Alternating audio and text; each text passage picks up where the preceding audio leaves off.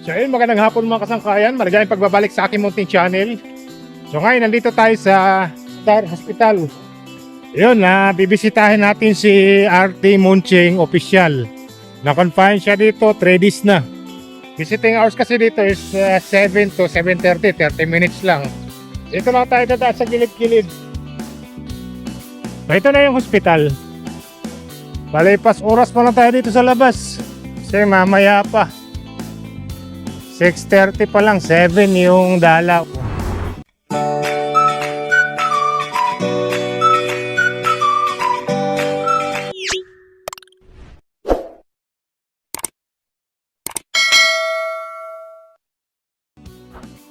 So yun, habang nag-aantay tayo ng visiting hours, dito muna tayo sa labas.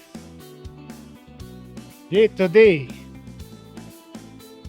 Hypermarket pala to. Alas 7 na eh. So, sharp 7 o'clock yung visiting hours.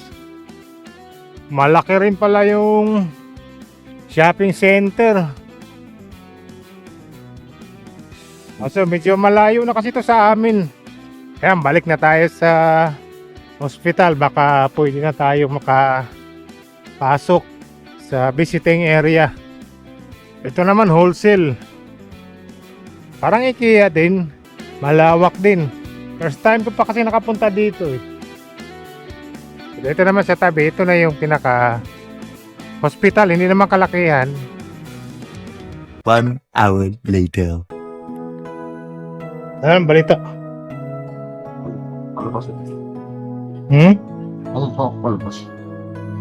Hindi, lilipat ka ng room. Lilipat. Kaya lumad na tayo. Ang gamit dito.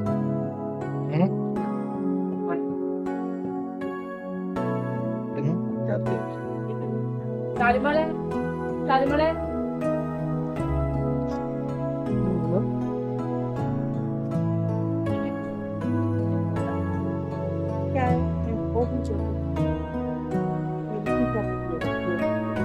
ഇത് ഇവിടെ നമ്മൾ എടുത്ത് ബേസിന് കൊണ്ടുവന്നാണോ ചേച്ചി?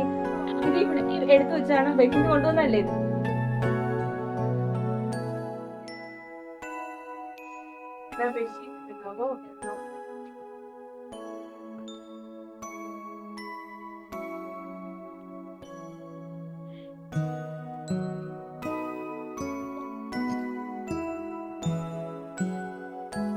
Ginagawa mo. Dito nga mga kasangkayan, ako na lang pala ang inaantay sa information para pumerma ng waiver para mailipat na siya sa recovery room sa pangatlong palapag ng hospital. Ito yung parte na pinakamahirap sa isang OFW, lalong-lalo na kung ikaw lang mag-isa. Ikaw ang magpapadoktor sa sarili mo, magdala ng sarili mo para lang malunasan ang karamdaman. Nagkaroon si Monching ng pneumonia at mababang blood sugar at nangailangan agad ng karampatang lunas at gamot. Sa ngayon medyo nasa maayos na ang kanyang kalagayan. So, mga ilang araw pa kaya yun? Doktor yung magkasabi, okay na. Kasi ako gusto na lumabas, okay na. Pero wala ka naman siguro masyadong naramdaman na. Wala, marami. Tapos hindi wala ako na nahihilo. Yung una lang na nahihilo. Yun lang. Tapos ang babaan na sugar ko. 57 yun sa site ko na dito, 37 lang. Sige, balik na lang ako sa araw. Hindi, salamat. Ayan guys, inabot tayo ng alas 8 sa pagbisita kay Ramon. Medyo gabi na. Lakad lang tayo sa kanto, tapos ayan, taxi. A few moments later. Pwede mo kasangkayan, ayan malapit na tayo sa bahay.